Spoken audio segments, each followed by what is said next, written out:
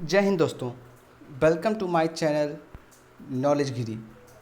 जैसा कि दोस्तों मैं आपको ऑपरेटिंग सिस्टम जो कि आईटी सिस्टम का यूनिट 2 है, उसके पार्ट 1 में मैंने आपको ऑपरेटिंग सिस्टम के टाइप में बताया था, बैच ऑपरेटिंग सिस्टम और टाइम शेयरिंग ऑपरेटिंग सिस्टम।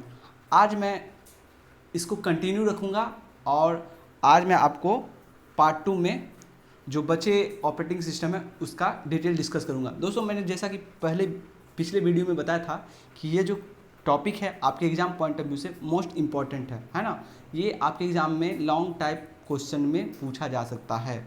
तो दोस्तों हम ज़्यादा समय ना लेकर अब अपने टॉपिक पे आते हैं। ये जो वीडियो है पार्ट 2 वीडियो है ना। इसके पहले मैंने बैच ऑपरेटिंग सिस्टम और टाइम शेयरिंग ऑपरेटिंग सिस्टम के बारे में डिटेल डिस्कस किया था। तो चलिए आज हम जानेंगे डिस्ट्रीब्यूटेड ऑपरेटिंग सिस्टम के बारे में।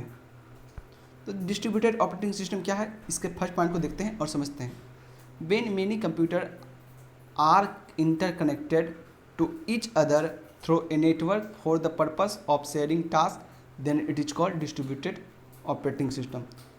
ये कह रहा है कि जब बहुत सारे कंप्यूटर इंटरकनेक्टेड मतलब एक दूसरे से कनेक्टेड होते हैं एक नेटवर्क के जरिए, है ना, तो इसका जो पर्पस होता है ना, वो किस पर्पस से कनेक्टेड होते हैं एक दूसरे से नेटवर्क के जरिए, टास्क को शेयर करने के लिए।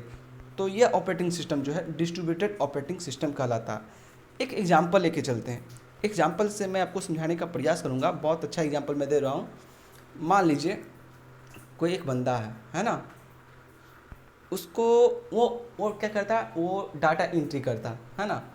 उसको किसी कंपनी के द्वारा 5,000 डाटा एंट्री करने का ऑर्डर मिला, है ना, और उसको बोला गया कि अगर आप 5,000 डाटा एंट्री करते हो तो मैं आपको पर डाटा के हिसाब से 1 रुपया दूंगा। मीन्स अगर आप 5,000 डाटा एंट्री करते हो तो मैं आपको 5,000 रुपया दूंगा। ठीक है, तो ये बोला, ये ऑर्डर ले लिया 5,000 डाटा एंट्री करने का, और इसको कितने मिलेंगे, उसके डाटा एंट्री करने के लिए 5,000 रुपये मिलेंगे। तो ये करता। और हाँ, इसके सिस्टम में एक चीज़ ये है कि आप एक दिन में क्या कर सकते हो, 1,000 ही डाटा एंट्री कर सकते हो। तो अब बताइए इसको क्या लगेगा, 5 दिन लगेगा 5,000 रुपये अर्न करने में, कमाने में, है ना, और अपने काम को पूरा करने में। तो ये क्या किया, स्मार्टनेस दिखाया, है ना। तो ये क्या किया, एक नेटवर्क बनाया, है ना, एक नेटवर्क बनाया। इसने नेटवर्क बनाने के लिए क्या किया, 4 लोगों से कांटेक्ट किया जिसके पास क्या हो, सिस्टम हो, है ना। तो ये 4 लोगों से कांटेक्ट करता है और सबको बोलता है कि आप अगर 1,000 डाटा एंट्री करते हो तो मैं आपको 500 रुपये दूंगा, है ना। मीन्स आपको प्रत्येक डाटा के हिसाब से 50 पैसे दूंगा। तो इसी तरह से ये नेटवर्क किया, नेटवर्क से कनेक्ट हुआ और ये क्या किया, 1,000 जो इसका डाटा एंट्री करने का था इसको डिस्ट्रीब्यूट कर दिया, है ना। इसने नेटवर्क बनाया और अपने नेटवर्क में जितने भी सिस्टम इससे कनेक्टेड थे सबको क्या किया, 1,000 डाटा को एंट्री करने के लिए दे दिया। अब देखिए इसका एडवांटेज को क्या हुआ, ये एक दिन में क्या करता था, 1,000 डाटा एंट्री कर सकता है। तो ये क्या किया, 1,000 डाटा खुद से एंट्री करने लगा, है ना।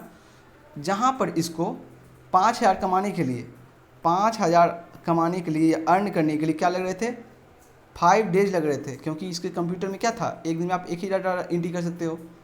तो जब इसने नेटवर्क बनाया, है ना, नेटवर्क बनाया तो फिर क्या हुआ, तो ये क्या किया, प्रत्येक सिस्टम को बोला कि मैं आप 1,000 डाटा एंट्री करते हो तो मैं उसका 500 रुपया दूंगा। तो 500 रुपया इसको दिया, 500 रुपया इसको दिया, है ना, 500 रुपया इसको दिया, 500 रुपया इसको दिया। तो मान लीजिए इसने क्या किया, चतुराई से क्या किया, चतुराई से इसने 4,000 डाटा को एंट्री करवा लिया। मान लीजिए यहाँ 4,000 डाटा एंट्री हो गया, है ना। और रुपये कितने खर्च हुए 4,000 डाटा एंट्री करने में, 2,000 रुपये खर्च हुए, है ना। 4,000 डाटा इनका एंट्री हो गया और मात्र 2,000 रुपये खर्च हुए। जबकि अगर ये खुद करते, है ना, तो समय भी ज़्यादा लगता। लेकिन यहाँ क्या किए इन्होंने, एक नेटवर्क बनाया और 4,000 डाटा को, है ना, एक नेटवर्क के जरिए एक ही दिन में एंट्री करवाया और खुद भी 1,000 डाटा एंट्री किया, है ना। तो 4,000 जो डाटा दूसरों से एंट्री करवाया उसमें 2,000 खर्च हुए, 2,000 रुपये पे करना पड़े सभी को, और बचा इनका 3,000 रुपया। उधर क्या हुआ, इनको 3,000 का प्रॉफिट हुआ एक दिन में। अगर वो इनको 5,000 कमाने के लिए लगते 5 दिन, लेकिन इन्होंने क्या किया, डिस्ट्रीब्यूट कर दिया अपने टास्क को एक नेटवर्क के जरिए, तो इन्होंने क्या किया, एक ही दिन में ये 3,000 रुपये अर्न कर लिए। साथ ही साथ क्या हुआ, कमाई सॉरी जो इन्होंने कमाया अर्न किया पैसा वो तो हुआ ही, और बहुत कम समय में टाइम क्या हुआ, बच गया। टास्क को जब डिस्ट्रीब्यूट करते हैं तो क्या हुआ, समय कम लगा। तो इसी का कॉन्सेप्ट जो है आपके डिस्ट्रीब्यूटेड ऑपरेटिंग सिस्टम में है, उसको हम देखते हैं। अगर ये एग्जांपल आप अच्छे से समझ गए होंगे तो आपको मैं गारंटी देता हूँ कि ये जो है ना डिस्ट्रीब्यूटेड ऑपरेटिंग सिस्टम बहुत अच्छे से समझ में आ जाएगा, क्योंकि उसी के बेस पे ये कॉन्सेप्ट है। देखिए यहाँ क्या करा कि ये करा कि बहुत सारे कंप्यूटर जब इंटरकनेक्टेड होते हैं एक दूसरे से, मतलब टास्क को शेयर करने के लिए, तो इसको डिस्ट्रीब्यूटेड ऑपरेटिंग सिस्टम कहते हैं। तो मान लीजिए आप देखिए क्या है, एक नेटवर्क है ना, एक नेटवर्क है, इसे क्या है, एक ये सिस्टम है, एक ये सिस्टम है, एक ये सिस्टम है, एक ये सिस्टम है, 4 सिस्टम कनेक्टेड है। और ये सिस्टम इसको node A, node 2, node 3, node 4 कहा जाता है ना। इस तरह से आप कुछ भी नाम दे सकते हैं। मैंने यहाँ नोड 1, नोड 2, नोड 3, नोड 4 नाम दिया है। ये आपके थे डिस्ट्रीब्यूटेड ऑपरेटिंग सिस्टम। अब देखिए इसके एडवांटेज क्या है, डिस्ट्रीब्यूटेड ऑपरेटिंग सिस्टम के एडवांटेज क्या है। एडवांटेज, मैं एडवांटेज को दिखा रहा हूँ। If a node is over use the distributed operating system share load to other node of the network. मतलब ये कह रहा है कि अगर ये जो नोड है, मतलब या फिर आपका सिस्टम फर्स्ट है, ये क्या ओवर यूज हो रहा है, मतलब इस पर ज़्यादा काम दे रहा है ना, या फिर इस पर ज़्यादा लोड है, मतलब मान लीजिए इसको ज़्यादा काम दे दिया, तो ये क्या कर सकता है, नेटवर्क के जरिए अपने काम को दूसरे नोड को, मतलब दूसरे सिस्टम को क्या करता है, शेयर कर सकता है। मान लीजिए काम दे दिया कि 5 डाटा इसको क्या करना है, एंट्री करना। तो ये क्या किया, नेटवर्क के जरिए 1,000 इसको दे दिया, 1,000 इसको दे दिया, 1,000 इसको दे दिया, मतलब शेयर कर लिया है ना। तो इसका लोड क्या हुआ, कम गया। तो यही इसका क्या एडवांटेज है। किसके जरिए शेयर किया, एक नेटवर्क के जरिए शेयर किया है ना। इसका एक एडवांटेज डिस्ट्रीब्यूटेड ऑपरेटिंग सिस्टम का। फिर देखिए इसका एक डिसएडवांटेज भी है। डिसएडवांटेज क्या, डिसएडवांटेज ये है, if the network is spread communication of all computer is broken. मतलब ये करा कि अगर नेटवर्क जो है किसी कारणवश बर्बाद हो जाता है ना, नेटवर्क मतलब जो नेटवर्क कंप्यूटर वो क्या होता है, डिस्ट्रॉय हो जाता है, खराब हो जाता है, फिर क्या होगा, इसका जो है इस कंप्यूटर से कनेक्शन कट जाएगा, मतलब कम्युनिकेशन कट हो जाएगा। मतलब ये जो काम दिया था इस कंप्यूटर को वो फिर क्या होगा, नहीं संभव हो पाएगा, पॉसिबल नहीं है। मतलब एक बार जो अगर नेटवर्क डिस्ट्रॉय हो गया तो जो डिफरेंट जो नेटवर्क से कनेक्टेड डिवाइसेस थे उनके बीच का कम्युनिकेशन क्या हो जाएगा, टूट जाएगा, ब्रोकन हो जाएगा। तो दोस्तों आपको डिस्ट्रीब्यूटेड ऑपरेटिंग सिस्टम अच्छे से समझ में आ गया होगा। अब हम नेक्स्ट ऑपरेटिंग सिस्टम पे चलते हैं। नेक्स्ट ऑपरेटिंग सिस्टम आपका है नेटवर्क ऑपरेटिंग सिस्टम। तो इसको देखते हैं। इसका फर्स्ट पॉइंट करा, network operating system have a server that connect many other client computer. मतलब ये करा कि नेटवर्क ऑपरेटिंग सिस्टम जो होता है एक क्या है, इसके पास एक सर्वर होता है ना, जो कि कनेक्ट करता है मेनी अदर क्लाइंट कंप्यूटर को। अब देखिए सर्वर से मैं बताता हूँ, जब आप लोग मूवी हॉल गए होंगे तो आप लोग क्या करते हैं, ऑनलाइन टिकट बुक करते हैं है ना। तो वो एक सर्वर से, उसके पास एक सर्वर होता है। तो आप क्या करते, मतलब उसको भी छोड़िए, आप लोग टिकट बुक करते हैं ना, कभी देखते हैं कि आप यहाँ घर में बैठे हो, मान लीजिए आप भागलपुर में बैठे हो, आपने क्या किया, भागलपुर में बैठ के आपने एक टिकट बुक कर लिया, और कोई पटना में बैठा हुआ उसने आपके पास वाली सीट पे टिकट बुक कर लिया, फिर देखते हो कुछ देर में वो टिकट खत्म हो गया। मतलब 1,000 जो है, मतलब 100 सीट की कैपेसिटी है किसी ट्रेन की, और सभी टिकट बुक कर रहे हैं। तो किन्होंने भागलपुर से टिकट बुक किया, किन्होंने पटना से टिकट बुक किया, किन्होंने सहरसा से टिकट बुक किया, लेकिन फिर देखते हैं क्या होता है, तुरंत टिकट जो है अलग अलग कंप्यूटर से बुक किए जाते हैं। और आपने बुक किया, जस्ट उसके बाद बताता है कि आपको अगर 97 नंबर सीट मिला तो दूसरे को 98 मिला है, किसी को 5 मिला, 4 मिला, इस तरह से सब बताता। तो कभी सोचा आपने कि ऐसा कैसे हो पाता, तो ये जो है एक सर्वर की वजह से हो पाता। तो उसी का एक एग्जांपल है कि इसमें नेटवर्क ऑपरेटिंग सिस्टम के बाद क्या होता है, एक सर्वर होता है ना, जिसमें बहुत सारे क्लाइंट कंप्यूटर, अब जो मैंने बताया अभी कि जहाँ से आप टिकट बुक करते हैं, आपने मोबाइल से हो गया या फिर कहीं करवाते साइबर कैफे में जाके, वो आपके क्लाइंट कंप्यूटर हो गया, और वो सभी क्या एक सर्वर से कनेक्टेड रहता है।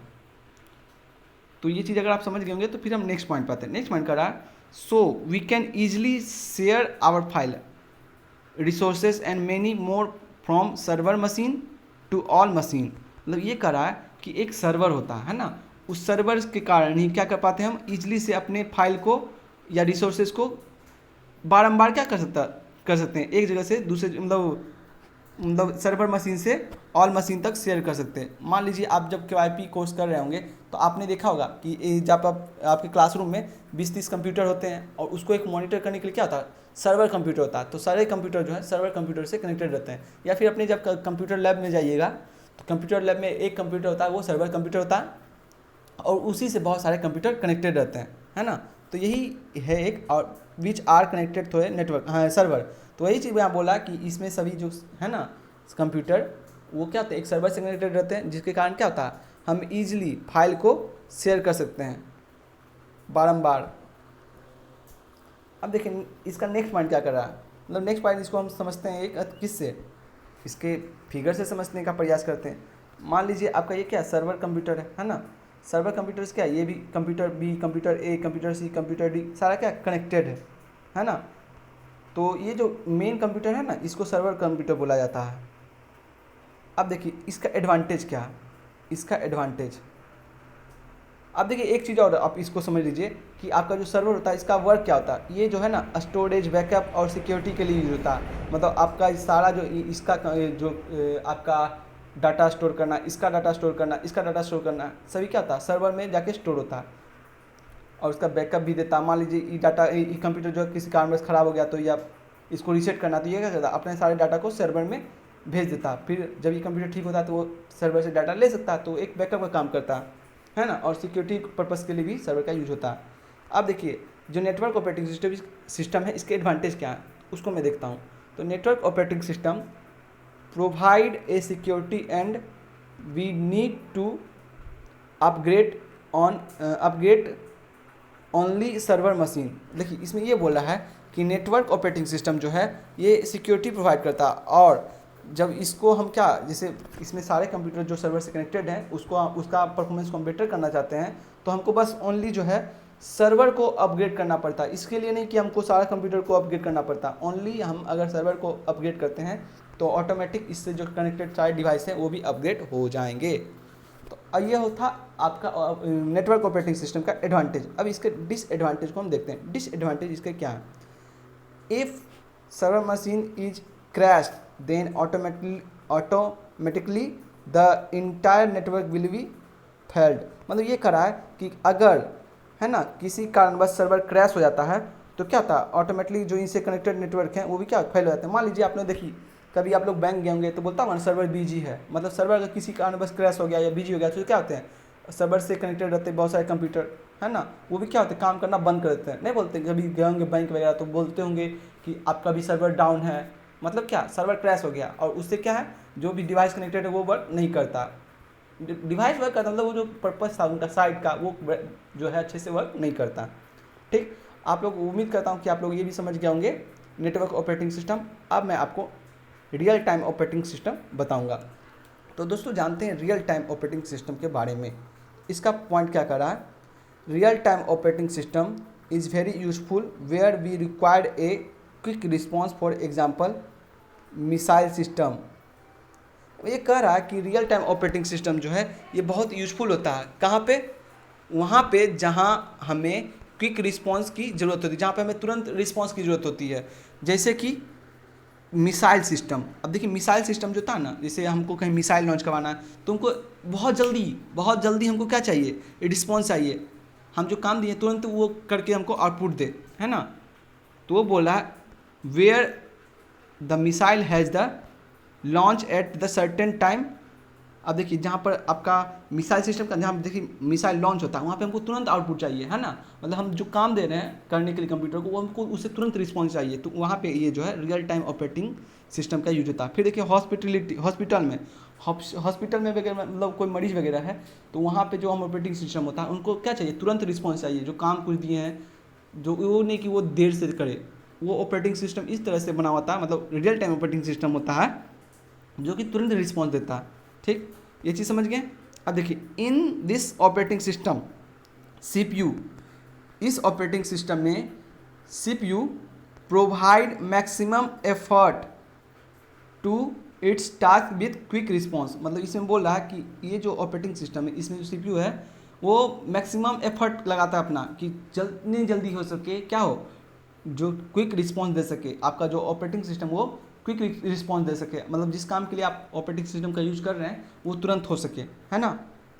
अब देखिए आपके ये जो मैं बता रहा था, क्या बता कौन सा ऑपरेटिंग सिस्टम मैं बता रहा था, हाँ रियल टाइम ऑपरेटिंग सिस्टम। इसके एडवांटेज को मैं बताता हूँ, इसके एडवांटेज क्या हैं और इसके डिसएडवांटेज क्या हैं। तो पहले इसके एडवांटेज को देखते हैं।